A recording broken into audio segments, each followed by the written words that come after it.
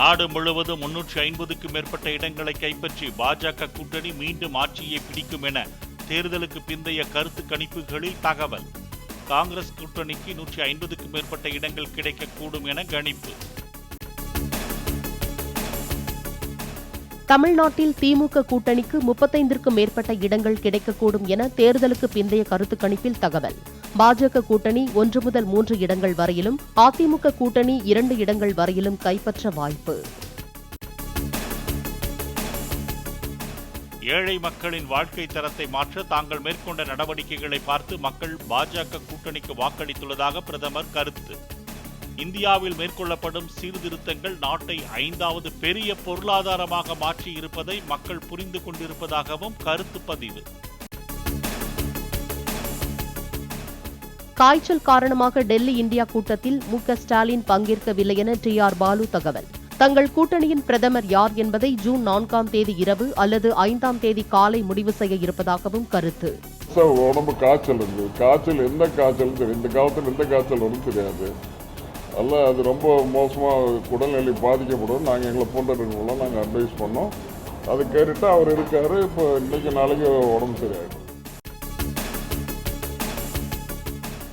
India கூட்டணி 295 இடங்களிலும், பாஜக அணி 220 இடங்களிலும் வெற்றி பெறும் என அரவிந்த் கெஜ்ரிவால் கருத்து.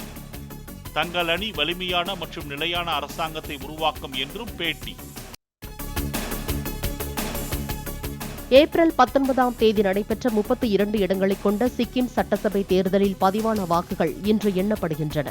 60 இடங்களை கொண்ட அருணாச்சல பிரதேச சட்டசபைக்கான வாக்குகளும் காலை 8 மணி முதல் எண்ணப்படும் என தேர்தல் ஆணையம் தகவல். மக்களவையின் 57 தொகுதிகளுக்கான 7வது கட்ட வாக்குப்பதிவில் 62.36% வாக்குகள் பதிவு. அதிகபட்சமாக மேற்கு வங்கத்தில் 73.79% வாக்குகள் பதிவான நிலையில் ஜூன் 4இல் வாக்கு எண்ணிக்கை. ஆந்திராவில் ஜெகன்மோகன் தலைமையிலான ஒய்.எஸ்.ஆர். காங்கிரஸ் வெற்றி பெற்று மீண்டும் ஆட்சி அமைக்கும் என பெரும்பாலான கருத்து கணிப்புகளில் தகவல்.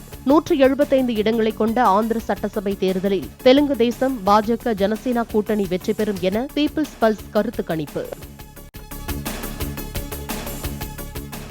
மோடி 3வது முறையாக பிரதமரானால் தலையை மொட்டையடித்துக் கொள்வதாக டெல்லி ஆம் ஆத்மி கட்சி வேட்பாளர் சோம்நாத் பாரதி அறிவிப்பு.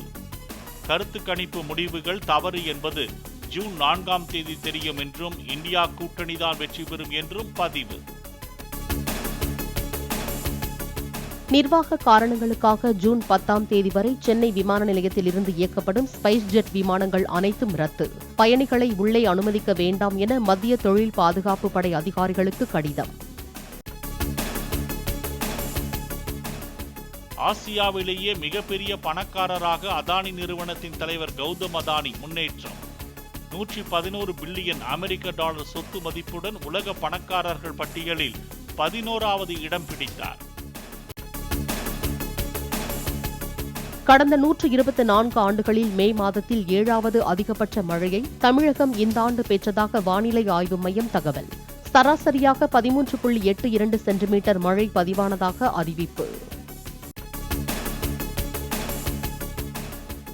மக்களவை தேர்தல் முழுமையாக நடந்து முடிய ஒத்துழைத்த அனைவருக்கும் நன்றி தெரிவித்த தேர்தல் ஆணையம்.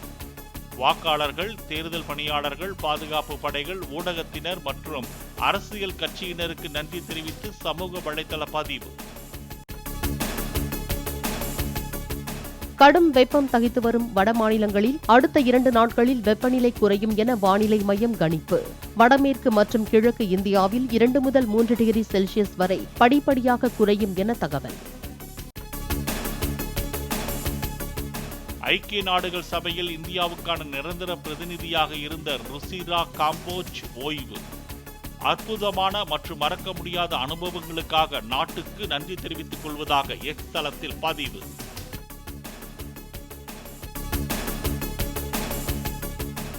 இருபது ஓவர் உலகக்கோப்பை கிரிக்கெட் பயிற்சி ஆட்டத்தில் வங்கதேசத்தை வீழ்த்தியது இந்திய அணி.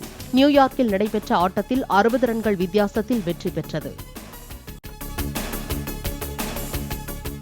அனைத்து வகையான கிரிக்கெட்டிலிருந்து ஓய்வு பெறுவதாக தமிழக வீரர் தினேஷ் கார்த்திக் அறிவிப்பு.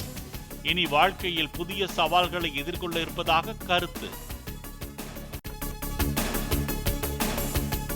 உலக செஸ் வீரர்கள் தரவரிசை பட்டியலில் ஒரு இடம் முன்னேறி 13வது இடத்தை பிடித்தார் தமிழக வீரர் பிரக்ஞானந்தா.